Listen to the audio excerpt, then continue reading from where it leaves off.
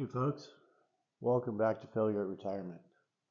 Quite a bit cooler today, cloudy, we had a storm go through. Not near as many paper wasps today, so I got that going for me. Hopefully no distractions really today, but we'll see. So today's subject is health insurance.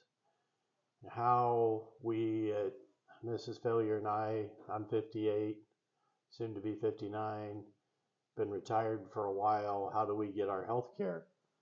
We do not use the Affordable Care Act. Actually, until just the other day when I was commenting with 401k Dexter, he did a video on his Affordable Care Act. I never even really give it a thought, honestly. So here's what we do, and here's kind of a little background how this came about. So I really have never worked a job that had good health coverage. I did have one that had okay coverage for a while. I didn't really participate.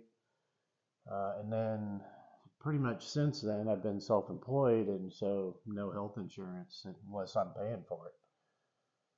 But Mrs. Failure worked 20 years roughly in the school system and had pretty good coverage that whole time.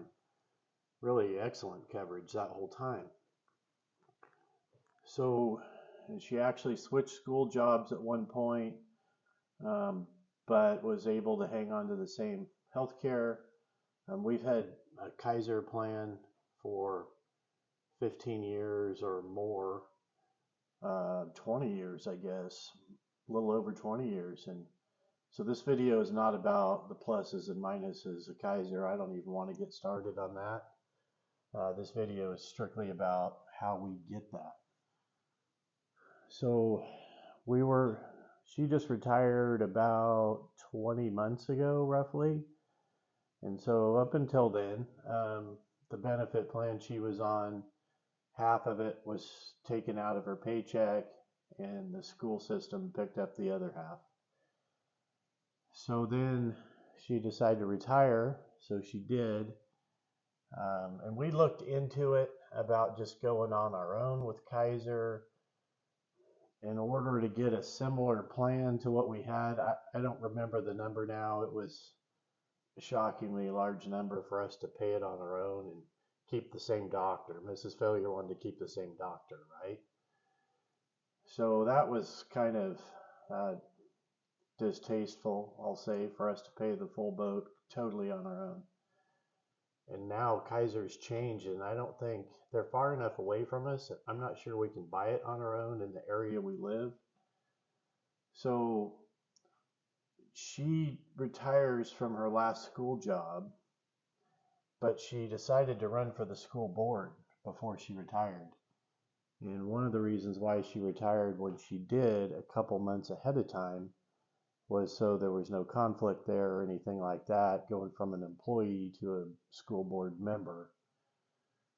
So what we did is we picked up the COBRA, where we're able to pay the full boat, but keep, the former employee insurance.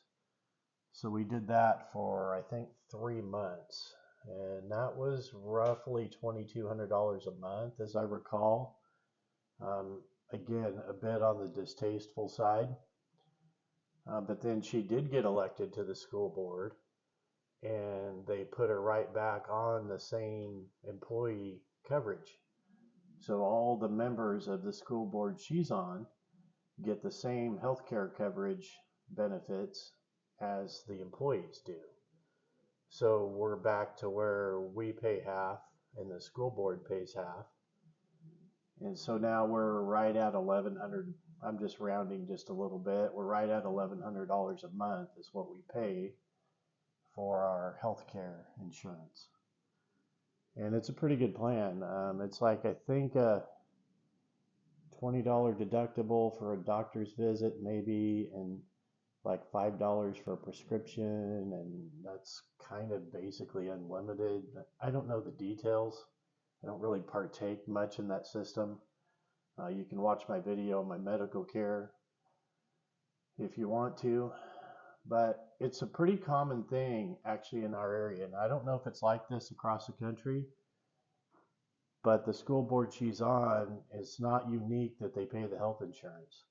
That's kind of the way they get people, at least in this area. It's the way they get people to run for school board is they give them the health benefits. And so if you pay attention and look, a lot of your school board members will be self-employed folks, people who don't have health benefits through their work because they're self-employed like I am. They'll sit on the school board, or their spouse will sit on the school board and get those benefits. And yeah, you have to pay some, but it's half the rate. And I started to look up the Affordable Care Act today just to see what it would cost us to go on it. You know, seems smart to know all your options, but failure's not necessarily the smartest. So today I thought, I'm going to do my homework, look that up, go on the internet, and I probably could have called my insurance guy. Probably would have been way easier. But went on the internet and they started wanting my email address and my phone number, and I'm like, yeah, no, I don't need to know that number that bad. I think that our income level, that it's not going to be a savings. I don't think we're going to get it for, basically the 50% cost that we get it for now. I'm pretty sure it would be more to be on the Affordable Care Act. So anyway, that's how we do it. Mrs. Failure's on the school board.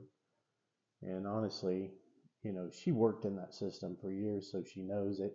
She's more electable than I am anyway. But it's a pretty good deal because most of the time she's working maybe 3-4 hours a month. Once in a while they'll get into something where they'll have to have multiple meetings, and maybe she might work maybe 8 or 10 hours in a month. That's a pretty good way to go. So consider it. If you're exploring health insurance options, check your local school boards. Find out if they give benefits, and find out, what the odds are of in your district or whatever of you running and getting on the board. Something to think about. That's how we do it. So I appreciate you watching.